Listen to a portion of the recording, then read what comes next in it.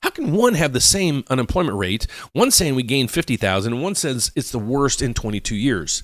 And I know I go through these each day, but it's really important.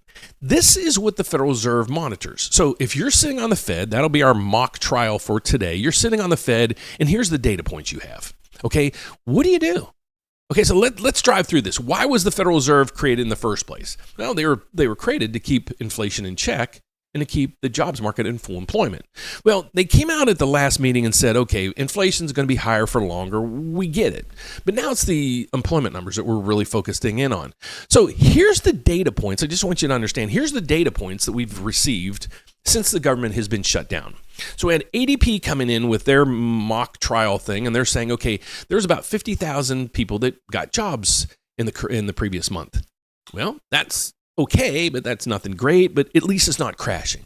Okay, but then we had the Federal Reserve of Chicago coming in, and they're saying all the analytics we did is we have an unemployment rate at 4.3.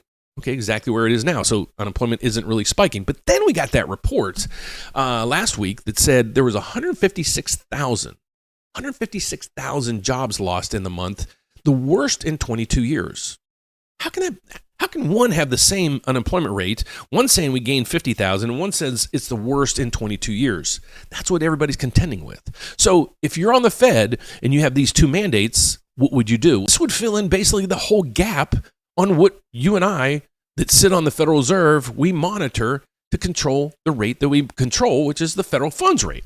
Okay, so if you're looking at this, you're saying, okay, we don't have any of that data, but what should we do? So now you can see the dilemma that they face. So they're saying, okay, with the lack of data, we don't know how these points are going to come in. Would you cut? Would you stay steady? Would you raise rates? Let me know down below what you would do.